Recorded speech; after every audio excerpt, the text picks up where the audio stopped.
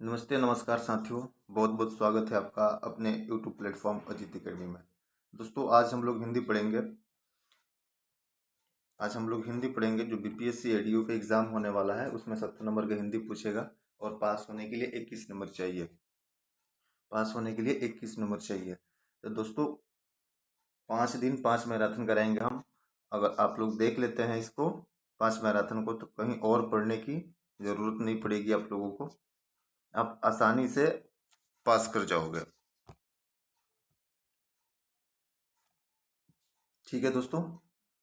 दोस्तों अब अगर किसी भी एग्जाम को दे रहे हैं अगर उसमें हिंदी पूछ रहा है तो भी आप देख सकते हैं।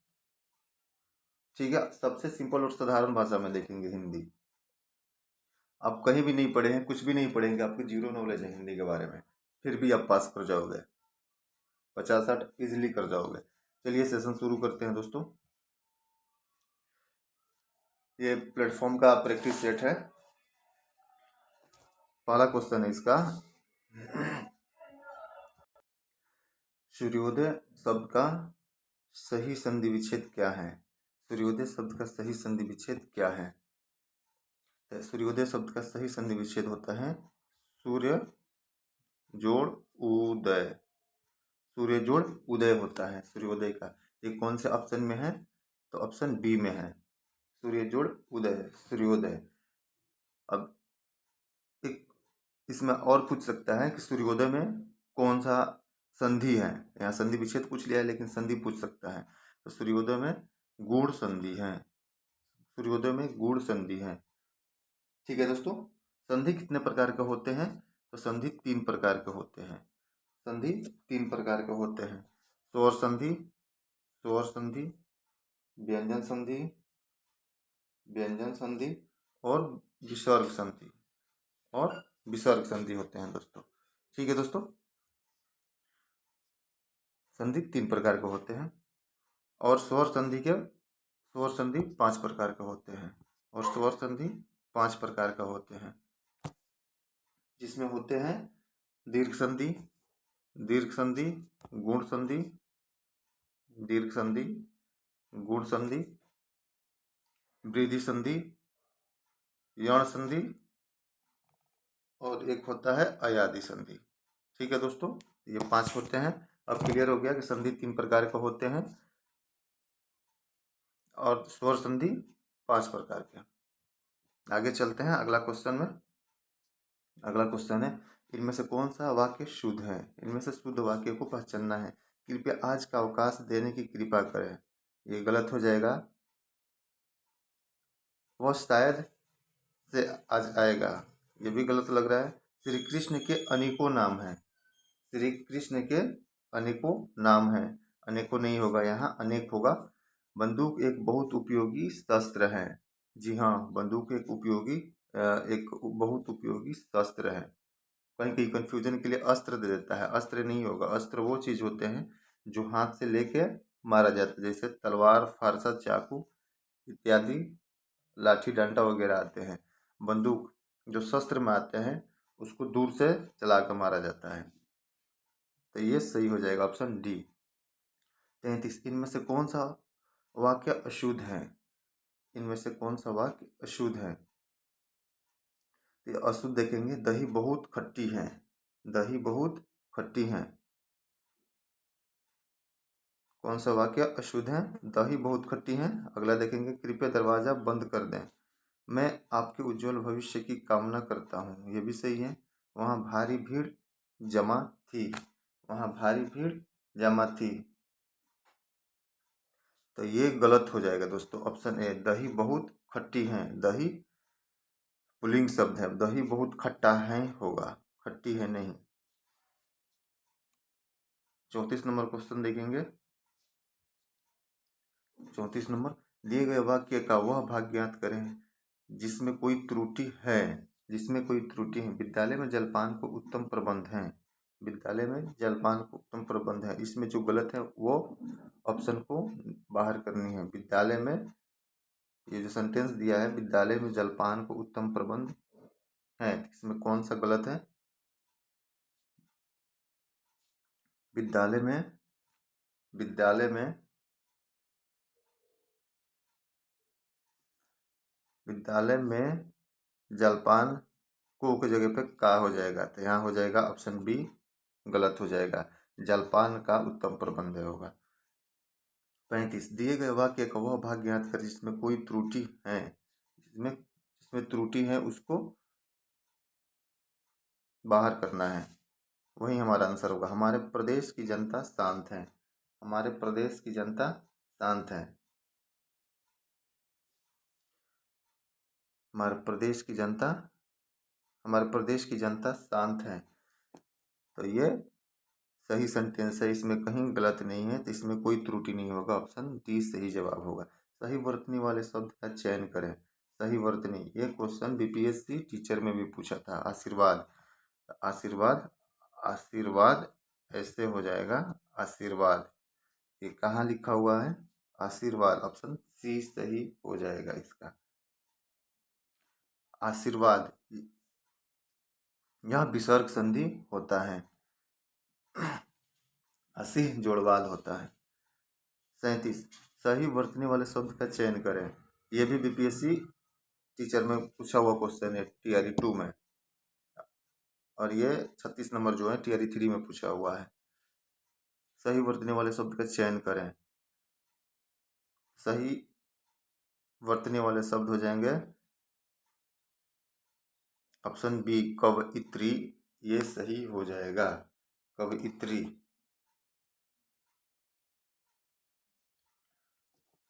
ठीक है दोस्तों, समझ में आ रहा है तो कमेंट बॉक्स में जरूर बताएं। 38 नंबर, चरण कमल बंदो हरिराई में कौन सा अलंकार है। चरण कमल बंदो हरिराई में कौन सा अलंकार है, तो इसमें रूपक अलंकार हो जाएगा। चरण कमल बंदो हरिराई में, क्योंकि इसमें भगवान के चरणों को कमल के समान बताया गया है। भगवान के चरणों को कमल के समान, जब समान के अर्थ में प्रयुक्त होगा कोई शब्द के समान सा, तो वहाँ रूपक का प्रयोग होता है, रूपक अलंकार का। 39 काव्य की शोभा बढ़ाने वाले धर्मों को क्या कहते हैं। काव्य की शोभा बढ़ाने वाले धर्मों को अलंकार कहते हैं। जो काव्य की शोभा बढ़ाए उसे अलंकार कहा जाता है। 40 नंबर, कनक कनक ते सौगुनी मादकता अधिकाय में कौन सा अलंकार है। इसमें कौन सा अलंकार है, कनक कनक, शब्द एक जैसे लेकिन अर्थ अनेक हो जाए तो यहाँ यमक अलंकार होता है। 41 पीपर पात सरिस मन डोला में मन क्या है। पीपर पात सरिस मन डोला में मन क्या है, मन उपमेय है, उपमेय, मन उपमेय होते हैं। उपमेय क्या होता है, जिसकी तुलना की जाए, उपमेय मतलब जिसकी तुलना की जाए, जिसकी तुलना की जाए, यहाँ तुलना की जा रहा है, पीपल पात सरिस मन डोला। और उपमान क्या होता है, जिससे तुलना की जाए, जिससे तुलना की जाए, ठीक है, यहाँ मन उपमेय हो जाएगा। अट्टालिका शब्द का तद्भव रूप कौन सा है। अट्टालिका शब्द का तद्भव रूप कौन सा है। अट्टालिका शब्द का तद्भव रूप अट्टारी होगा, अट्टारी। निम्नलिखित में से कौन सा शब्द तत्सम है। 43 निम्नलिखित में से कौन सा शब्द तत्सम, तत्सम मतलब जो संस्कृत जैसा शब्द लगे आपको उसको टिक कर देना है। तो आग, आज, आँख, यही सब संस्कृत जैसा लग रहा है, अग्र, तो यही तत्सम हो जाएगा। ये 4 प्रकार के होते हैं, तत्सम, तद्भव, देशज, विदेशज। 44 नंबर, जिस समास का पहला पद संख्यावाचक होता है वो कौन सा समास होता है। जिस का पहला पद संख्यावाचक होता है वह द्विगु समास हो जाता है। जिसका दोनों पद प्रधान हो द्वंद्व समास हो जाता है। जो विशेष अर्थ देता हो, जो विशेषता बताता हो, कर्मधारय समास हो जाता है। अव्ययभाव समास, जिसका प्रथम अव्यय हो, प्रथम पद प्रधान हो, वो अव्ययी भाव समास हो जाता है, तो इसका सही जवाब द्विगु समास हो जाएगा। ठीक है दोस्तों,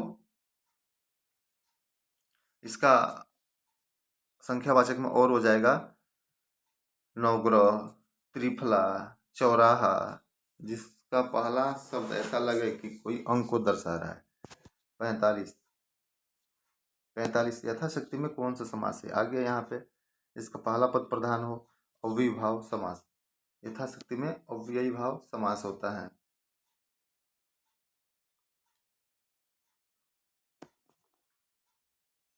ठीक है दोस्तों, आगे चलेंगे। 46 नंबर क्वेश्चन देखेंगे अब। 46 नंबर क्वेश्चन, नीलकमल में कौन सा समास है? नीलकमल, नीला है जो कमल, जो विशेषता बता रहा है किसी चीज का, तो वह हो जाएगा कर्मधारय समास। नीला है जो कमल। 47 हिंदी वर्णमाला में उसमें व्यंजन कौन है? ये समास कितने प्रकार के होते हैं दोस्तों? समास कितने प्रकार के होते हैं? तो समास 5 प्रकार के होते हैं। बहुब्रीहि समास, तत्पुरुष समास, कर्मधारय समास, द्विगु, द्वंद्व। ठीक है दोस्तों, वर्णमाला में उसमें व्यंजन कौन सा है? वर्णमाला में उसमें व्यंजन क्या होता है? आइए देखते हैं। वर्णमाला में तलावे स, मूर्धन स, दंत स, हाँ उसमें व्यंजन होते हैं। यर लव अंतस्थ व्यंजन होते हैं। ठीक है दोस्तों, ट ठ ड ढ जिसे त्वर्ग बोला जाता है, ये मूर्धा, इसका उच्चारण स्थान मूर्धा होता है। और च छ ज झ का तालु होता है। ठीक है दोस्तों, 48 नंबर, इसका सही जवाब ऑप्शन डी हो जाएगा। जो शब्द क्रिया की विशेषता बताते हैं उन्हें क्या कहा जाता है? जो शब्द क्रिया की विशेषता बताते हैं उन्हें क्रिया विशेषण कहते हैं। जो क्रिया की विशेषता को बताता है उसे क्रिया विशेषण कहते हैं। जैसे वह धीरे धीरे चलता है, यहाँ धीरे धीरे क्या है? क्रिया विशेषण हो जाएगा। 49 नंबर, 49 नंबर, निम्न में से किस तत्व में सकर्मक क्रिया है? क्रिया 2 प्रकार की होती है, सकर्मक, अकर्मक। कौन सी, किस वाक्य में सकर्मक क्रिया है? बच्चा रोता है, जो नेचुरली होगा वो कर्मक में आता है। पक्षी उड़ रहे हैं, पक्षी का काम ही है उड़ना, ये भी अकर्मक हो जाएगा। गीता सितार बजा रही है, जहाँ लगे कि हाँ काम हो रहा है तो वो सकर्मक क्रिया हो जाएगा। तो ये सितार बजा रही है। सही जवाब ये हो जाएगा ऑप्शन सी। मोहन हंस रहा है, हंसता, हंसना, रोना, उड़ना, ये सब अकर्मक क्रिया के उदाहरण है। जहाँ सिंपल भाषा में समझिए कि जहाँ लगे आपको कुछ काम हो रहा है, काम किया जा रहा है, तो वहाँ सकर्मक क्रिया हो जाएगा। 50 नंबर, अमृत का पर्यायवाची शब्द निम्न में से कौन सा है? अमृत का पीयूष हो जाएगा। अमृत का पर्यायवाची शब्द पीयूष हो जाएगा। पीयूष या सुधा होता है। तुरंग शब्द का पर्यायवाची, तुरंग शब्द का पर्यायवाची शब्द है, तुरंग शब्द का वाजी होता है। तुरंग शब्द का पर्यायवाची वाजी होता है, जिसका अर्थ घोड़ा होता है। तुरंग मतलब घोड़ा होता है, तुरंग का घोड़ा होता है। आपका आप शब्द सर्वनाम के किस भेद का उदाहरण है? आप शब्द सर्वनाम के किस भेद का उदाहरण है? सर्वनाम के किस भेद का उदाहरण है? आप, अपने आप, ये निजवाचक के अंतर्गत भी आता है। पुरुषवाचक, तो ये दोनों हो जाएंगे, पुरुषवाचक, निजवाचक। ऑप्शन ए और डी दोनों हो जाएंगे।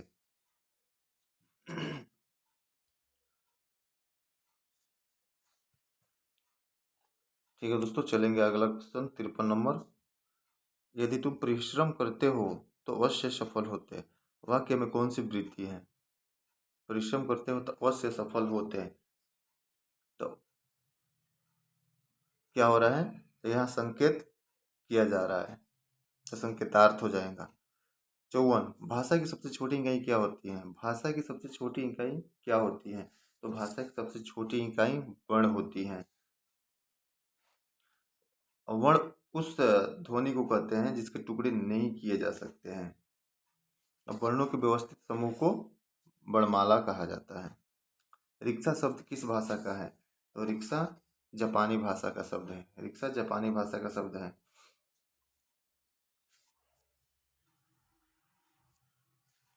चाय, चाय किस भाषा का शब्द है? चाय चीनी भाषा का शब्द है। च से चाय, च से चीनी। ठीक है दोस्तों।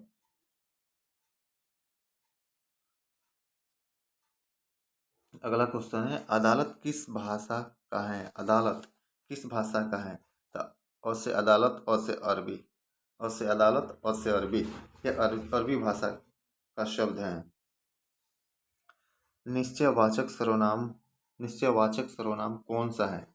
निश्चयवाचक सर्वनाम कौन सा है? अगर किसी चीज से निश्चित का बोध हो, वही निश्चयवाचक सर्वनाम होता है। क्या मतलब क्या, पता नहीं, यह प्रश्नवाचक हो जाएगा। कौन, क्या, कौन, ये भी प्रश्नवाचक में आएंगे। कौन अनिश्चयवाचक में आ जाएगा। कुछ, यह जो है यह निश्चित है, यह किताब मेरी है, यह निश्चित है, तो ये निश्चयवाचक सर्वनाम हो जाएगा। क्या कौन, ये प्रश्नवाचक में आ जाएंगे। क्या कौन, जो कुछ होगा, कुछ, कुछ किताब मतलब कितना किताब है, ये कंफर्म नहीं है, तो ये अनिश्चयवाचक सर्वनाम में आ जाएगा।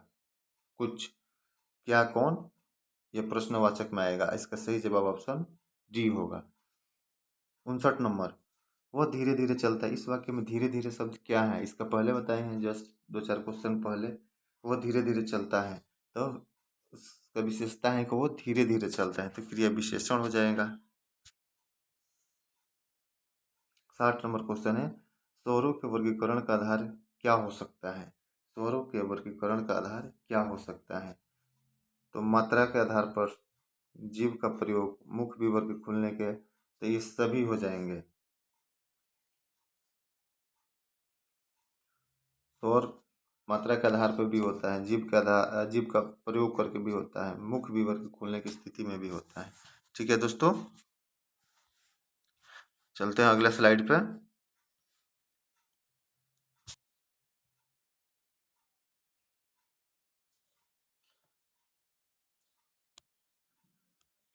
61 नंबर क्वेश्चन को, वर्ग का उच्चारण स्थान क्या है?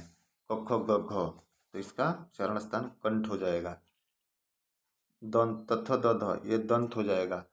ओष्ठ, प फ ब भ, इसका उच्चारण स्थान ओष्ठ हो जाएगा। मूर्धा, मूर्धा ट ठ ड ढ, मूर्धा हो जाएगा। ठीक है दोस्तों। 62, राम ने खाना खाया होगा। इस वाक्य में कौन सा भूतकालिक भेद है? खाया होगा भूतकालिक भेद है, कौन सा भूतकालिक भेद हो जाएगा? राम ने खाना खाया होगा, तो ये संदिग्ध भूतकाल में खाना खाया भी होगा, नहीं भी खाया होगा, संदेह है, संदिग्ध भूतकाल। 63 नंबर, जब कर्ता एक क्रिया समाप्त कर उसी क्षण दूसरी क्रिया में प्रवृत्त होता है, तो पहली क्रिया क्या कहलाती है? तो ये पहली क्रिया पूर्वकालिक क्रिया कहलाती है। ठीक है दोस्तों, समझ में आ रहा है? एक काम समाप्त करके जब दूसरा कोई शुरू करता है तो पूर्वकालिक क्रिया हो जाता है। 64 नंबर, प्रश्नवाचक चिन्ह का प्रयोग कब किया जाता है? प्रश्नवाचक चिन्ह का प्रयोग कब किया जाता है? जब प्रश्न पूछा जाता है, जब वाक्य में प्रश्न पूछा जाए। सही जवाब ऑप्शन बी हो जाएगा। 65 नंबर, छत्र और ज्ञ, ये तीनों कौन सा व्यंजन है? छत्र और ज्ञ, ये तीनों कौन सा व्यंजन है? छत्र और ज्ञ ये संयुक्त व्यंजन होते हैं। छ कैसे लिखा जाता है? छ ऐसे लिखा जाता है, क हलंत जोड़ मूर्धन्य स के जोड़ने से छ बनता है। ठीक है दोस्तों।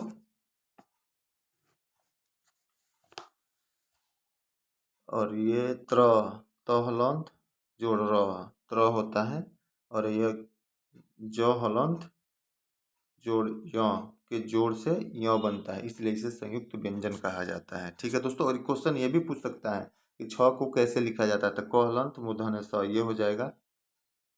त्र, त हलंत र, ज्ञ, ज हलंत प्लस य ज्ञ।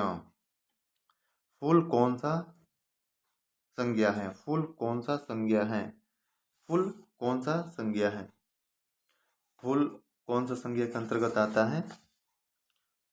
जातिवाचक। फूल, किसी एक फूल का नाम नहीं लिया जा रहा है, फूल तो जाति का बोध हो रहा है। गेंदा का फूल, कमल का फूल, अड़हुल, गुलाब। अगर किसी एक फूल का नाम लिया रहता, गेंदा का फूल, तो वो व्यक्तिवाचक हो जाता। समूहवाचक, जिससे समूह का बोध हो, जिससे पुलिस, मेला, झुंड, क्लासरूम के बच्चे, तो ये समूहवाचक में हो जाएगा। व्यक्तिवाचक, जैसे एक व्यक्ति का बोध हो, जैसे फूल का बात हो रहा है, गेंदा का फूल, कमल का फूल, तो ये व्यक्तिवाचक में आएंगे। भाववाचक, जिससे भाव प्रकट किया जाए। रसगुल्ले मीठे होते हैं, तो ये भाववाचक के अंतर्गत आ जाएंगे।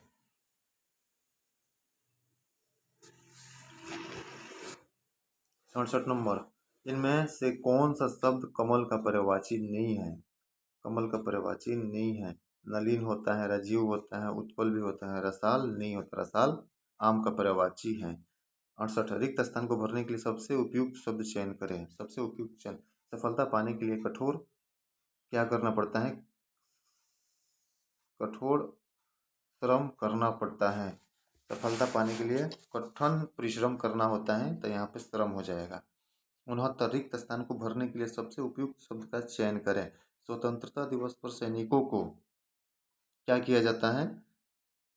सम्मान दिया जाता है। इनाम दिया जाता है नहीं होगा दोस्तों, सम्मान होगा। 70 नंबर क्वेश्चन,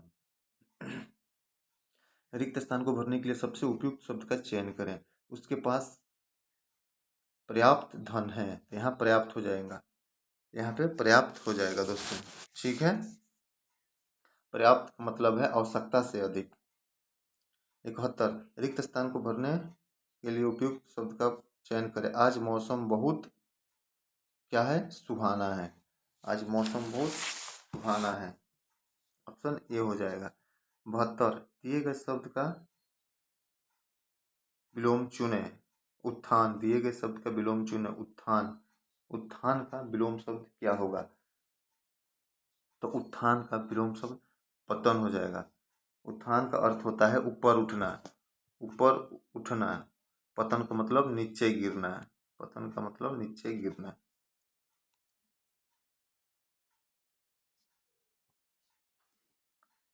73, दिए गए शब्द का विलोम चुने। आयात, आयात मतलब आया हुआ, निर्यात मतलब भेजा गया। भारत दूसरे देश से तेल का आयात करता है, तो ये आयात हो जाएगा। और निर्यात का अर्थ अपने देश से दूसरे देश में किसी सामान को भेजना।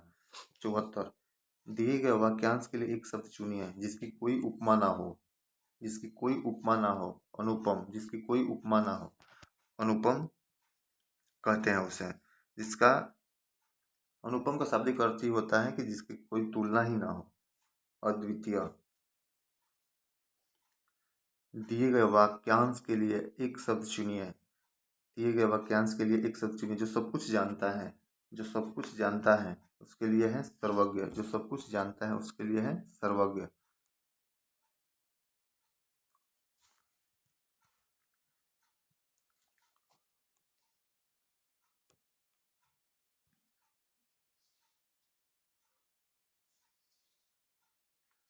ठीक है दोस्तों,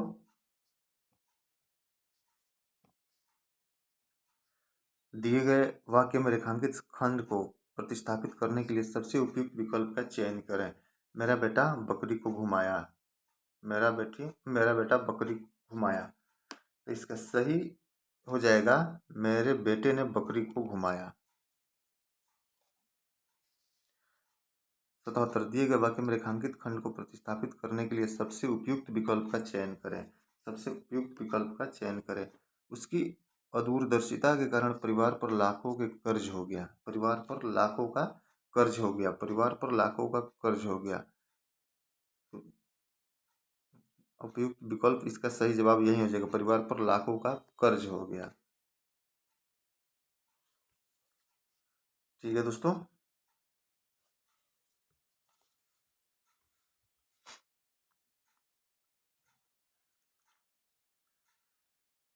अठहत्तर नंबर क्वेश्चन देखेंगे।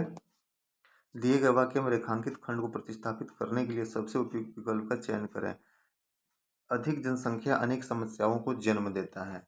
अनेक समस्याओं को जन्म देता है, तो इसका सही वाक्य हो जाएगा अनेक समस्याओं को जन्म देना। 79, अक्ल पर पत्थर जड़ना।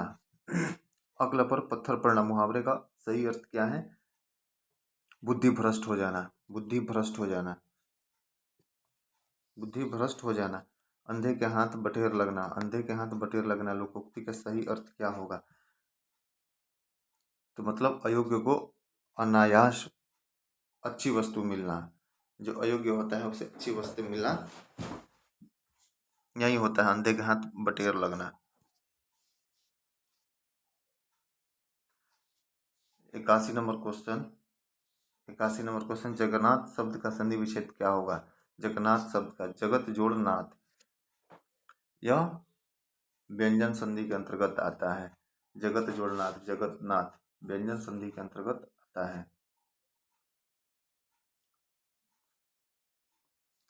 ठीक है दोस्तों, यहाँ गद्यांश पढ़ के उत्तर देना है। गद्यांश पढ़कर उत्तर दे। अनुशासन किसी भी राष्ट्र के जीवन की आधारशिला है। यदि किसी राष्ट्र के नागरिक अनुशासित नहीं है तो वह राष्ट्र काफी प्रगति नहीं कर सकता है। अनुशासन का अर्थ केवल सैन्य नियमों का पालन करना ही नहीं बल्कि जीवन के प्रत्येक क्षेत्र में नियमों और व्यवस्थाओं का पालन करना है। एक अनुशासित छात्र ही भविष्य में एक जिम्मेदार नागरिक बन सकता है। समाज में व्यवस्था बनाए रखने के लिए, यातायात के नियमों का पालन करने के लिए और अपने कर्तव्यों का निष्ठापूर्वक निर्वहन करने के लिए अनुशासन परम आवश्यक है। यह व्यक्ति के चरित्र का निर्माण करता है और उसे सफलता के शिखर तक पहुंचाता है। ठीक है दोस्तों, तो क्वेश्चन आया अब गद्यांश के अनुसार। देखिए पहले क्वेश्चन पढ़ लीजिएगा, उसके बाद ही गद्यांश बनाइएगा, क्योंकि आगे जब क्वेश्चन मिलेगा तो बताएंगे क्यों। क्योंकि आपको गद्यांश दे देता है, नीचे पूछ लेता है कि इसका उपसर्ग क्या होगा, प्रत्यय क्या होगा। गद्यांश के अनुसार किसी राष्ट्र की प्रगति का आधार क्या है? राष्ट्र की प्रगति का आधार क्या है? अनुशासित नागरिक, अनुशासित नागरिक हो जाएगा। 83 नंबर, अनुशासन का व्यापक अर्थ क्या है? अनुशासन का व्यापक अर्थ क्या है? जीवन में हर क्षेत्र में नियमों का पालन करना, यही ना था जी। जीवन के प्रत्येक क्षेत्र में नियमों और व्यवस्थाओं का पालन करना। तो गद्यांश अगर 10 नंबर के दे दिया तो इसमें कन्फर्म आप 5-7 तो कर ही लीजिएगा। ठीक है दोस्तों, यहाँ भी आगे गद्यांश है,